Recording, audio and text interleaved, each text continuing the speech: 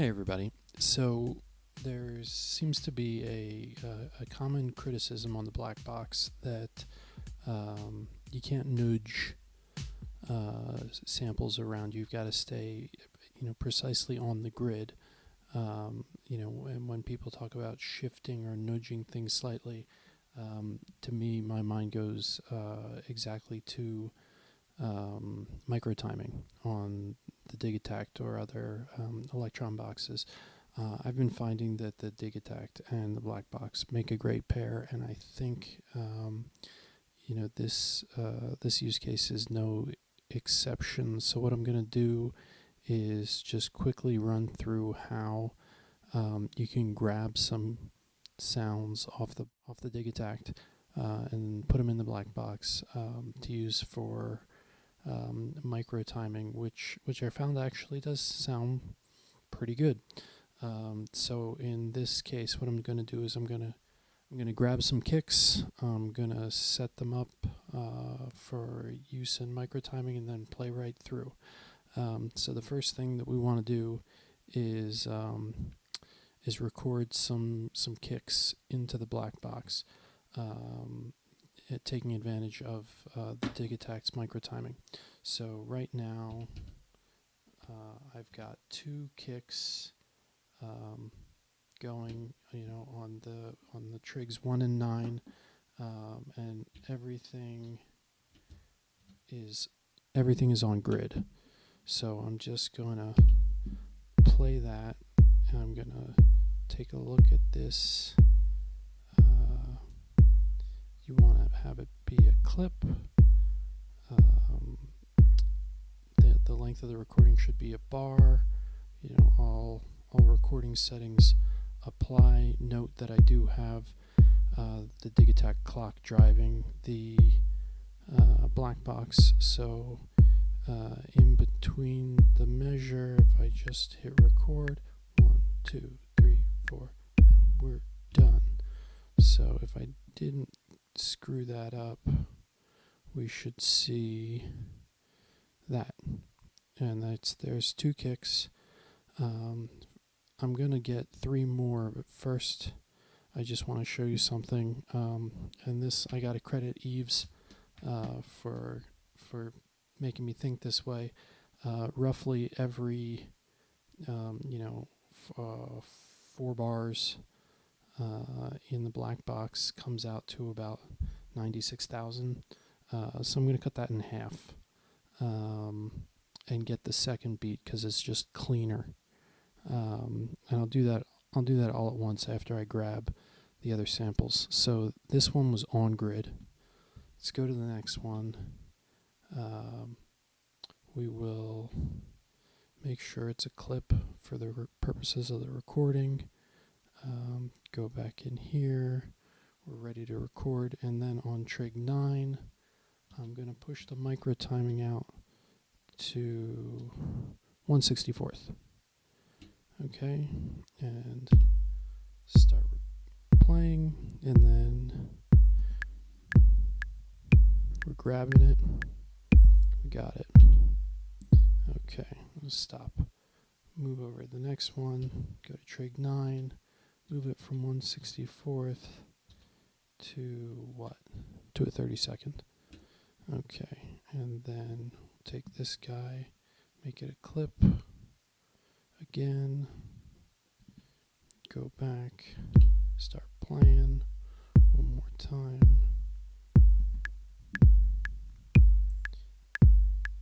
And we grabbed it. It sounds great. Alright, and then one more time on trig 9. I'm going to move this out to 3/64ths. Okay, come here in slot 4, make it a clip, and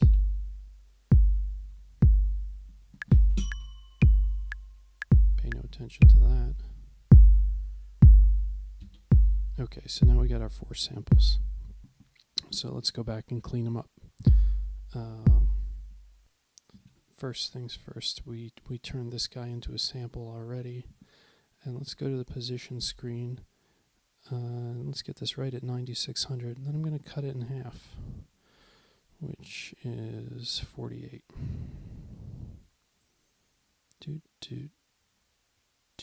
And then you see that gives us pretty much the second kick, which is cleaner because the first kick sometimes sounds like trash when you record it this way.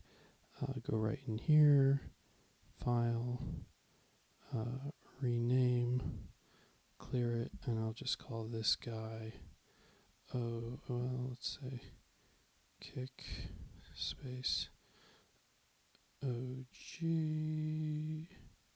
for on grid, enter, file, trim and save, boom.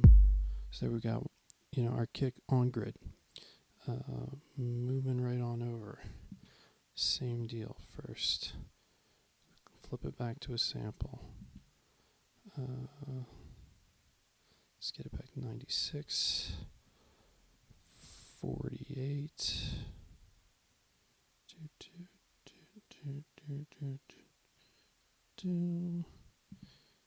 and then when we look at that, look, you see there's a tiny bit of space before that guy.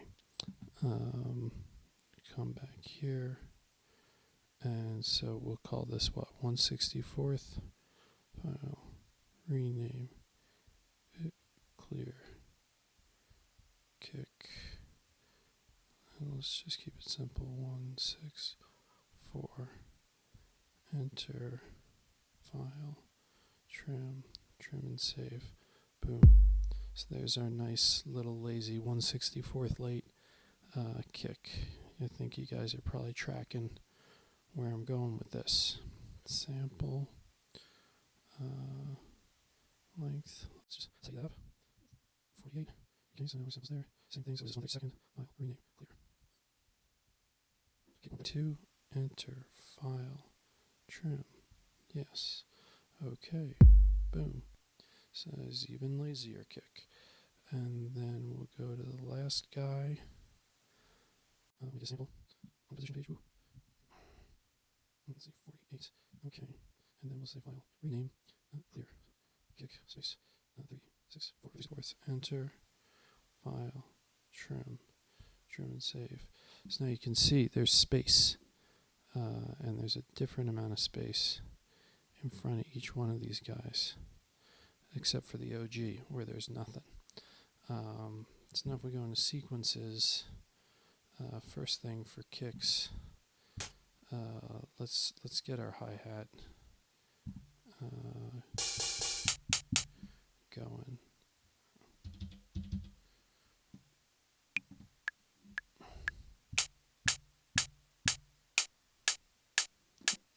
Nice.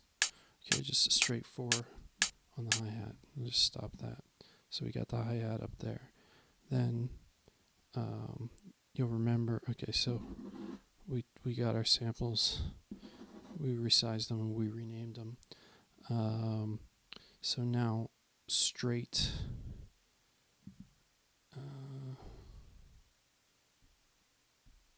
we can just do straight 4 on the floor. And I'm just going to hand muck it.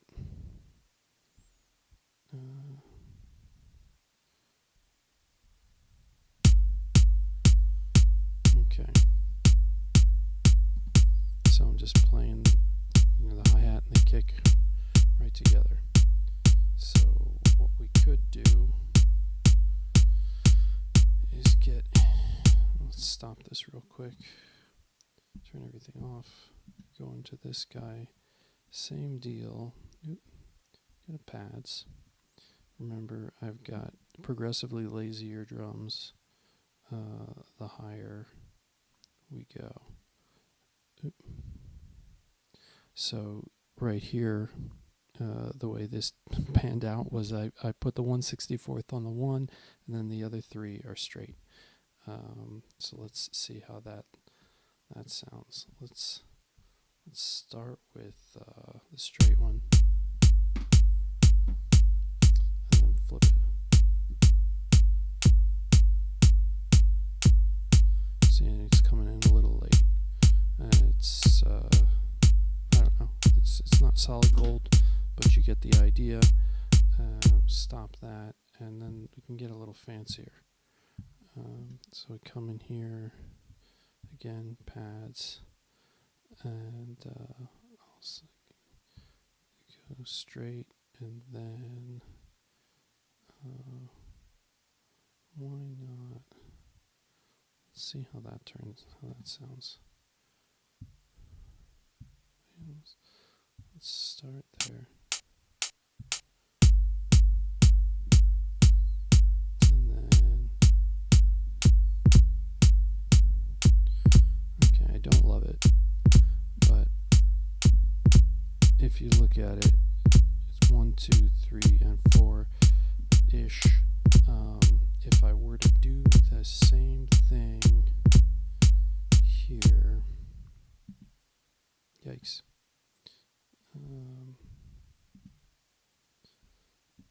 If I just did 1, 2, 3, and 4, and I think that's the same.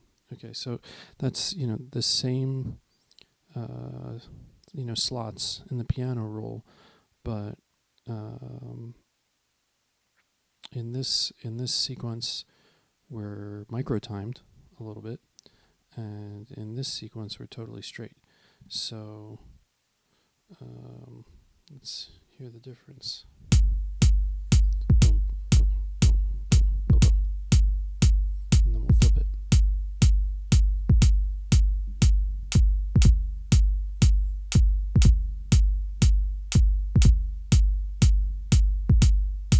So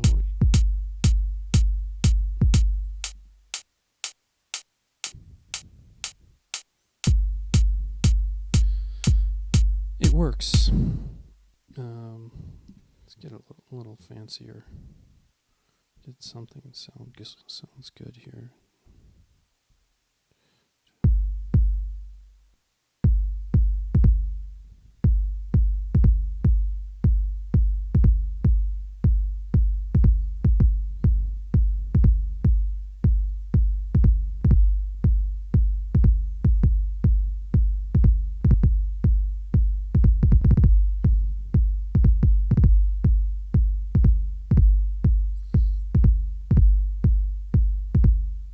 Okay, so I like that.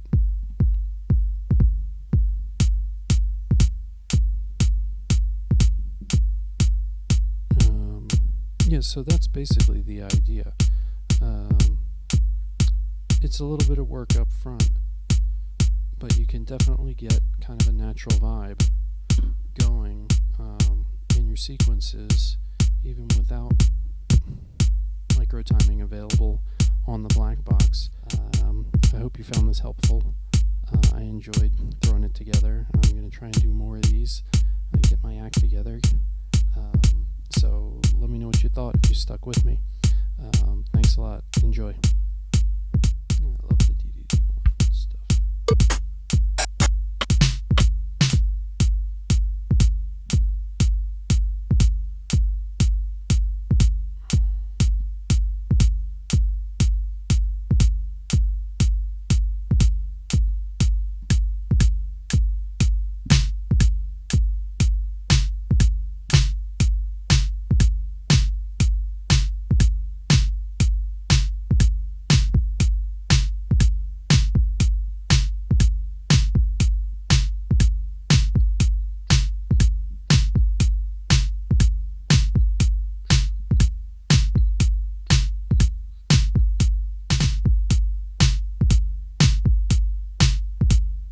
That's terrific.